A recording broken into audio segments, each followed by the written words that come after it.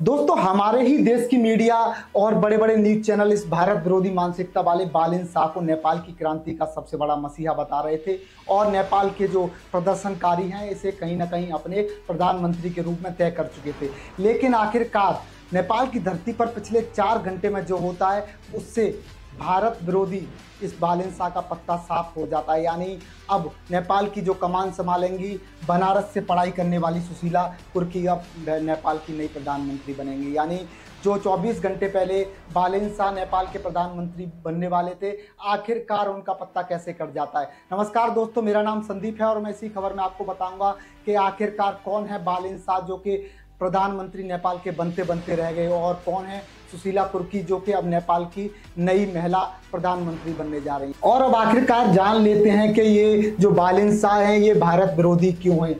जो बालिन शाह हैं जिनका नेपाल में अच्छा खासा रुतबा देखा जा सकता है, लोकप्रियता देखी जा सकती है, नेपाल के लोग जिस बालिन शाह को पसंद करते हो, न्यूयॉर्क टाइम में 100 नेताओं की सूची में शामिल हो जाना, रैपर से नेता बनना, इंजीनियर से रैपर बनना, वो आखिरकार कैसे भारत विरोधी मानसिकता का व्यक्ति हो सकता है, कैसे वो व्यक्ति मोदी का दुश्मन हो सकता है, यहाँ बताएंगे। देखिए, सबसे पहले जान लेते हैं पीएम क्यों नहीं बन पाए भारत विरोधी बालिन शाह। यानी ऐसा क्या हुआ पिछले 4 घंटे में जो बालिन शाह नेपाल की कमान संभालने वाले थे, सब कुछ तय हो चुका था, नाम का अनाउंसमेंट हो चुका था, आखिरकार उनकी जगह अब ये महिला कमान क्यों संभालेगी। और दोस्तों अब जान लेते हैं आखिरकार इन्हें भारत का विरोधी क्यों बोला जाता है। देखिए, ऑफिस में ग्रेटर नेपाल का बोर्ड, देखिए पहला विवाद यहीं से शुरू होता है। 2022 में नेपाल यानी काठमांडू के मेयर बालिन शाह अपने ऑफिस, मेयर के ऑफिस में एक मैप लगाते हैं जिसमें आपको आप टेलीविजन स्क्रीन पर देख सकते हैं, जिसमें नेपाल का नक्शा होता है। नेपाल के नक्शे में यहाँ कुछ विवादित चीज़ें दिखाई देती हैं जिसको लेकर नेपाल में बवाल शुरू होता है। उसके बाद भारत में भी ये चीज़ें देखी जाती हैं कि भाई ये जो बालिन शाह है ऐसा कैसे कर सकता है। हुआ क्या था वो भी मैं आपको बता देता हूँ। देखिए, इस ग्रेटर नेपाल के नक्शे में हिमाचल, यूपी, बिहार तक के काफ़ी इलाके दिखाए गए हैं। यानी जो ग्रेटर नेपाल का ये जो बोर्ड लगाते हैं मेयर साहब अपने ऑफिस में, वहाँ पर उत्तराखंड, हिमाचल, सिक्किम, बिहार और यूपी जैसे कई राज्यों की सीमा को नेपाल में होने का दावा करते हैं। साथ ही ग्रेटर नेपाल में दिखाया गया भारत का इलाका नेपाल में बवाल। देखिए, जब ये मैप नेपाल में दिखाते हैं तो उसके बाद नेपाल में ही इनका विरोध प्रदर्शन चालू हो जाता है। दूसरा, आदि पुरुष पिक्चर को लेकर इन्होंने बवाल किया था। आदि पुरुष पिक्चर को काठमांडू में आपको पता हो बैन किया गया था। और आखिरकार जिस भारत विरोधी मानसिकता वाले इस बालिन शाह को हमारे देश की मीडिया, दुनिया भर के लोग नेपाल की क्रांति का मसीहा बता रहे थे, कैसे वो भारत विरोधी मानसिकता के साथ लगातार आगे बढ़ रहा है। जब जब उसे मौका मिलता भारत के खिलाफ बयान देता, सोशल मीडिया पर पोस्ट करता। अब दूसरे पॉइंट पर आ जाते हैं और जान लेते हैं कौन है ये बालिन शाह, क्यों मोदी का दुश्मन इनको कहा जाता है। नेपाल की धरती पर इतिहास की सबसे बड़ी क्रांति होती है और उस क्रांति का सबसे बड़ा जनक अगर किसी को कहा जाता है तो उस नाम आता है बालिन शाह का। बालिन शाह इस समय देश और दुनिया में चर्चा का विषय बने हुए हैं, मुख्य बिंदु बने हुए हैं, क्योंकि नेपाल की धरती पर वो होता है जो इतिहास में कभी नहीं होता है। लोग इन्हें मसीहा बता रहे हैं, लेकिन इनकी जो भारत विरोधी मानसिकता थी वो मैंने आपको बताई कैसे लगातार भारत को टारगेट करते हैं। जो सूची थी उससे बाहर हो गए। अब जान लेते हैं, देखिए टाइम्स मैगजीन की सूची में रहे हैं शामिल, यानी दुनिया के सबसे ताकतवर 100 लोगों की सूची में भी ये शामिल रहे हैं। 2023 में इनको उस सूची में शामिल किया गया।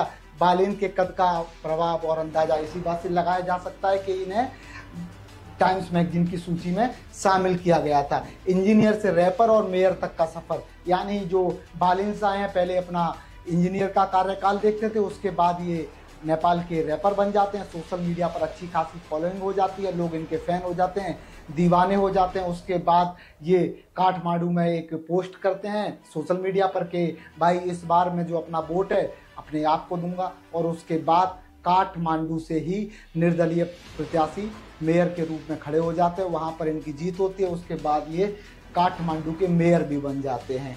इंडियन सिनेमा का किया था विरोध, यानी आपको बताया मैंने कैसे आदि पुरुष पिक्चर के बहाने इन्होंने माँ सीता के जन्म विवाद पर भी एक लंबी चौड़ी बहस छेड़ दी थी, कैसे आंदोलन के केंद्र बने। यानी बालेंद्र शाह जो हैं इस आंदोलन के केंद्र कैसे बने वो मैं आपको बता देता हूँ। सोशल मीडिया पर अच्छी खासी फैन फॉलोइंग, पहले रैपर, फिर उसके बाद पॉलिटिशियंस, बढ़ती लोकप्रियता, टाइम्स मैगजीन की सूची में शामिल होना और भारत पर लगातार विरोध करना, लगातार बयानबाजी करना, इसके कारण ये लगातार लोकप्रियता नेपाल में पाते गए। देखिए, मोदी का दुश्मन इन्हें क्यों कहा जाता है, ये तस्वीर आप देखेंगे तो आपको समझ में आ जाएगा।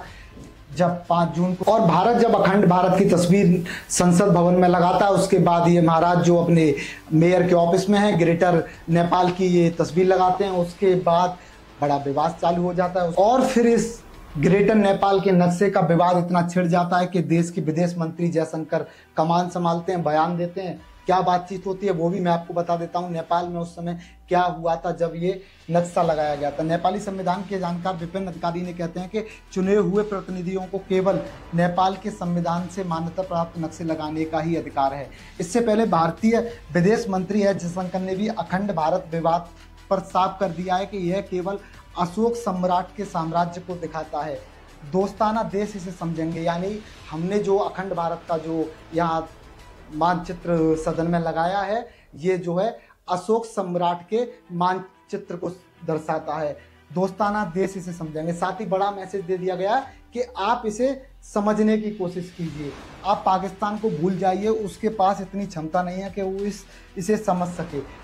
यानी यहाँ जयशंकर ये भी कहते हैं कि आप ये भूल जाइए कि पाकिस्तान इसे समझ पाएगा, बाकी हमारे जो दोस्त देश हैं इसे समझने की कोशिश कीजिए। अब तीसरे पॉइंट पर आ जाते हैं, आखिरकार नेपाल में इस समय स्थिति क्या है, नेपाल में क्या हो रहा है, नेपाल में 24 घंटे में क्या हुआ है, देखिए। और अब तीसरे पॉइंट पर आ जाते हैं और समझ लेते हैं आखिरकार पिछले 24 घंटे में नेपाल में क्या क्या हुआ है। जेल से 13,500 कैदी भाग चुके हैं, यानी नेपाल की जो स्थिति है वो लगातार बिगड़ते जा रही है। अभी तक वहाँ का प्रधानमंत्री मैंने आपको बताया नहीं बना था, आज ऐलान हो जाता है कि सुशीला कुर्की वहाँ की नई प्रधानमंत्री बनेंगी, बालिन शाह को सत्ता से साफ कर दिया जाता है। और देखिए नेपाल के हालात आप इस समय समझ सकते हैं कि नेपाल की जेलों को तोड़कर करीब 13,500 जो कैदी हैं वो भाग चुके थे। ये कल शाम तक की रिपोर्ट बता रहा हूँ, आंकड़े और बढ़ सकते हैं।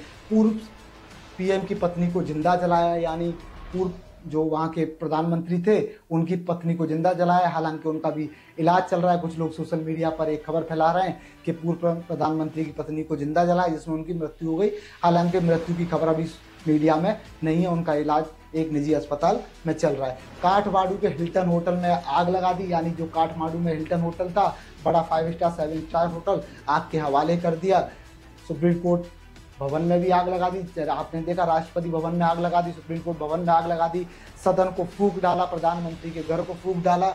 अब तक नेपाल में 31 लोगों की मृत्यु हो चुकी है, 1,000 से ज़्यादा लोग घायल है।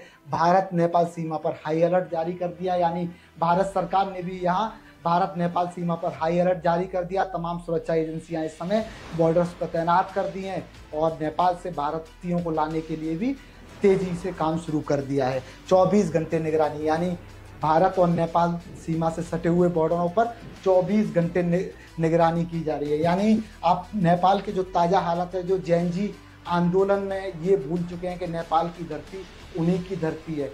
यानी वो कैसे प्रदर्शनकारी में अगर आप सवाल आपसे पूछूं कि किसी की पत्नी को जिंदा जला देना, अपने देश की संसद भवन को फूंक डालना, राष्ट्रपति के घर को फूंक देना, आर्मी के साथ बातों को ना मानना, ये कैसे गैंजी और ये कैसा प्रदर्शन।